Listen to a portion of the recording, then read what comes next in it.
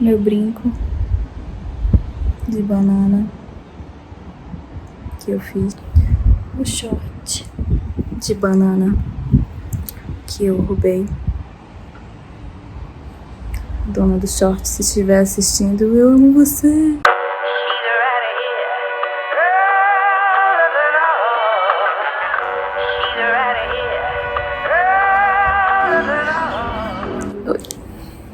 Eu recebi algumas perguntas que eu pedi no Instagram para responder aqui. São perguntas massas e eu vou tentar responder assim, cheia de banana. Então, primeira pergunta é sobre bloqueio criativo. Tinha uma outra também, que era o que você faz quando você não está inspirada e está no meio de alguma coisa. Quando eu me sinto bloqueada criativamente, ou quando eu tenho muita vontade de fazer as coisas, mas não tô conseguindo, não tá saindo nada, eu entendo isso como um momento de respiro. Eu tento respeitar esse momento, no sentido de que talvez seja exatamente o momento para eu me inspirar e apreciar arte de outras pessoas em outros lugares, estar na natureza, ler um livro, assistir um filme e apreciar mesmo outras formas de arte, porque conforme isso vai acontecendo, conforme eu vou apreciando e vou mergulhando em outras formas de arte, eu vou me reinspirando e eventualmente eu não tenho aquela sensação de que eu tô bloqueada. E às vezes nem identificar como um bloqueio, mas com uma necessidade de alimentação, sabe? De energia criativa. E eu vou atrás dessa energia criativa quando eu preciso me alimentar dela. A outra pergunta era como formatar um projeto de animação para edital. Para quem não sabe, eu dirigi uma animação chamada Solitude. E esse processo foi muito novo para mim, assim. Então, foi uma experiência. E aí tem outra pergunta também que me mandaram, que é como foi dirigir uma animação, que acho que se conecta um pouco com essa. Essa animação foi possível porque a gente conseguiu acessar um edital, o primeiro edital do audiovisual do Amapá, que era uma parceria da Ancine, Fundo Setorial, FSA e o governo do estado do Amapá. Então a gente acessou um valor de R$100 mil para fazer essa animação, e é um curta de animação, o primeiro curta de animação fomentado no estado do Amapá. E essa experiência foi muito intensa, assim, foi muito diferente de tudo que eu já fiz. Foi a maior equipe que eu já dirigi de pessoas, e todas as decisões acabavam passando por mim, mesmo as decisões que mais simples, assim, tipo, que cor vai ser essa pedra, até questão com tabela, orçamento, pagamento de pessoas, banco, contratos, tudo. Então, foi uma experiência muito rica e talvez valha a pena fazer um vídeo só sobre isso, sobre como eu dirigi uma animação, que é uma forma específica, né? Ou como foi feita essa animação e incluir um pouco sobre isso, mas foi muito bom. Deu pra perceber o quão possível é, se você tem como ter essa estrutura para remunerar bem as pessoas, para criar equipes, se você tem pessoas nas quais você confia. É muito possível fazer animação em qualquer lugar do país e com diversas técnicas. Então foi um aprendizado imenso e com vários parceiros, inclusive o co-diretor e co-roteirista do filme, o Aaron Miranda, meu sócio. E a gente teve uma experiência nova, mas que foi muito feliz porque o filme está pronto e é algo mágico, assim, ter criado com tantas pessoas uma animação. E no sentido do edital, como projetar pensando em um edital? Eu acho que essa foi uma coisa que estimulou bastante o desenvolvimento do projeto, inclusive. Então, eu recomendo encontrar editais que estejam abertos e baixar as fichas de projeto que geralmente esses editais trazem. Eu uso uma sempre que eu quero entender, até para mim mesmo, que projeto é esse que eu tenho nas mãos, que ideia é essa, que estrutura ela tem. Eu vou deixar aqui embaixo um PDF para quem quiser usar.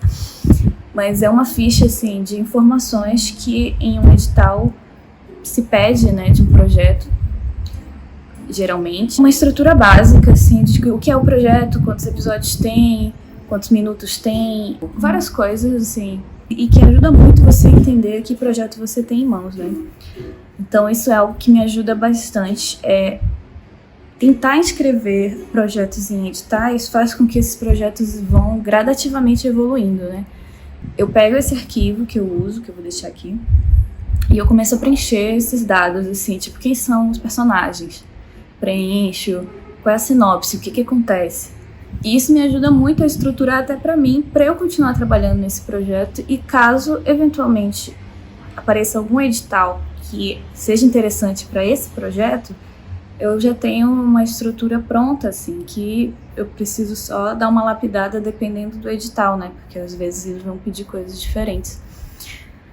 Mas é isso, acho que essa para mim é a forma que funciona, assim, como criar um projeto para edital. Se tiver um edital aberto, lê esse edital, baixe essas fichas de inscrição desse edital e tente encaixar o seu projeto, mesmo que você ache que não está maduro, que ele não é um projeto que se encaixa nesse edital, tente encaixar, tente preencher, porque isso vai ajudar a você ver o formato do projeto dessa forma. O Solitude mesmo, eu comecei a escrever o roteiro porque eu queria muito inscrever em um concurso de roteiros, e isso me estimulou a escrever o primeiro roteiro, e enfim, o projeto foi avançando sempre com esse interesse, assim, de acessar oportunidades. Às vezes só tem imagens na nossa cabeça, ou às vezes você sabe a história inteira, mas não sabe como vender essa história, né? Então, ajuda bastante. Próxima pergunta. Como que você definiu que tinha um processo criativo definido? Algo assim. Eu sou formada em design e a partir dessas metodologias eu sinto que eu encontrei alguns elementos que eu consigo adotar na minha própria prática. Então, entender o que é esse projeto é sempre uma fase inicial. Eu gosto muito de trocar referências com as pessoas com quem eu trabalho, de elas entenderem o caminho que eu estou pensando para aquele projeto e elas também me trazerem referências do que elas estão buscando para aquele projeto. E só depois disso começar a fazer rascunhos que também vão passar por um processo de aprovação para depois propor um processo final, né, de finalização, de apresentar algo que seguiu todas essas etapas. Geralmente é esse meu processo, assim. No caso de ilustração, por exemplo, eu uso muito sketchbook, rascunhar e tudo. E acho que eventualmente dessas experimentações, dessas vontades de ilustrar, saem alguns projetos que eu fico assim, bom, eu gostaria de dividir isso com as pessoas, acho que essa pintura tá massa, acho que esse desenho tá muito bom. E sinto que me representa nesse momento e quero compartilhar com as pessoas. Então, eu tenho criado muito pra mim, assim, eu tenho ilustrado muito pra mim, no sentido de que eu quero sentir a caneta no papel, eu quero sentir a tinta no papel, eu quero sentir a água fluindo na aquarela, eu quero cor, eu quero experimentar uma técnica nova, enfim, eu quero riscar só, às vezes a vontade é essa. Pra minha arte em si, eu não tenho um processo definido. Eu vou sentindo e me propondo conforme eu vou fazendo, assim. E é isso, é experimentar. Eu acho que eu já fiquei muito em um momento, assim, neurada com a coisa de produzir ilustrações, de definir um estilo, várias coisas, né, que eu também acho que é um tema muito rico para se conversar. Mas hoje em dia eu sinto que eu produzo muito mais à vontade e me surpreendo muito mais com o que eu faço se eu penso muito na experiência de fazer aquilo enquanto eu tô fazendo, sabe? Essa presença, assim.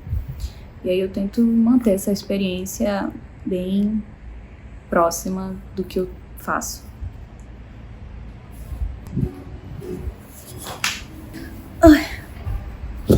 Uma das melhores perguntas. Eu adoro falar disso. O que você anda lendo? Os últimos livros que eu li são os livros da Tag.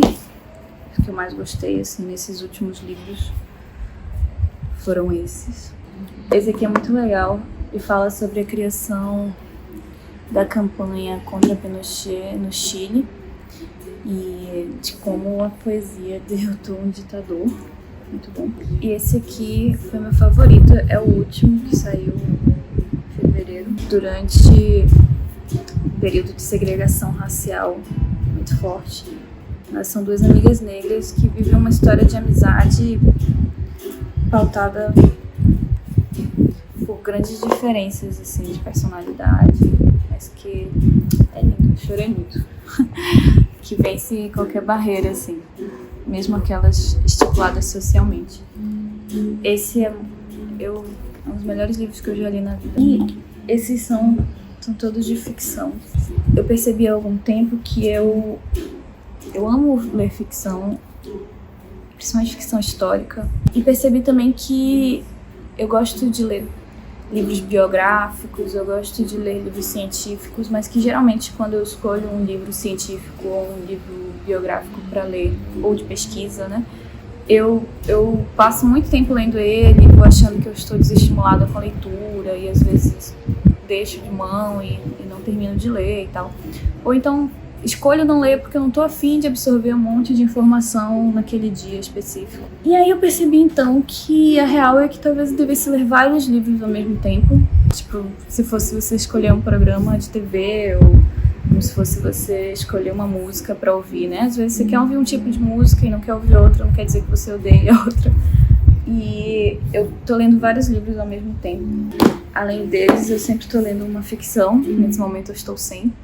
Tô lendo esse, que é uma pesquisa, é uma divulgação científica, né, de Siddhartha Ribeiro acerca do sonho, da importância do sonho na sociedade, da forma como a gente, às vezes, considera esse fenômeno super marcante de todo dia e o quanto ele é importante para a nossa compreensão do mundo e para a compreensão de nós mesmos. E que mudança radical é nos entender a nós mesmos e entender o que a gente precisa e o que a gente está vivendo e o que a gente está absorvendo para mudar as nossas vidas e, consequentemente, a nossa sociedade. É incrível. Esse aqui é outro de divulgação científica também, que é Carl Jung, O Homem e Seus Símbolos. Não tem jeito de falar desse. Essa é uma edição que é com muitas imagens. É bem bom. Fala sobre a importância de símbolos na nossa sociedade e como esses símbolos estão sempre presentes e como eles representam muito da nossa vivência, assim. Então, esses dois até que se conectam em alguns pontos. E é um livro super interessante para quem gosta de psicologia, para quem gosta de criar conceitos também, de ilustração, criar histórias para roteiros. É um livro muito bom. E esse aqui, que é maravilhoso, que é emprestado de Eduardo, que se chama O que as Folhas Cantam para Quem Canta Folha, que é de Mãe Stella de Oxóssi e que foi também compilado por Graziella Tomini Peixoto. Então as duas escreveram esse livro a partir da tradição oral de Mãe Stella de Oxóssi, que é uma mãe de santo incrível. O livro praticamente é um livro botânico que fala das plantas, mas ao mesmo tempo que ele é esse livro botânico, que eu adoro já isso, essa parte de ser um livro de ilustrações botânicas e de informação botânica, ele é também um livro sobre a tradição de quem canta folha no candomblé, fala sobre o candomblé. Tem diversos momentos de fala de Mãe Stella também que são como se você estivesse conversando com ela. Maravilhoso, assim. E tem os orins, né, que são as canções para as folhas. É muito poderoso, imenso. Tem me inspirado muito. E é isso. Amor, você quer me fazer uma pergunta? Ao vivo? tá ao vivo. Eu não vou fazer. Então, é isso. Muito obrigada por todas as perguntas que enviou. E se houverem outras, podem fazer. Eu não sei muito bem o que eu tô fazendo assim da minha vida aqui no YouTube. Vamos ver o que acontece, né?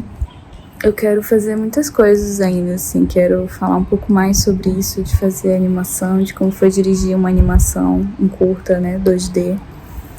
Quero, sei lá, mostrar um pouco mais do meu processo criativo com pintura, com aquarela.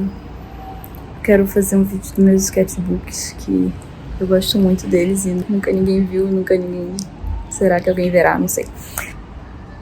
É isso.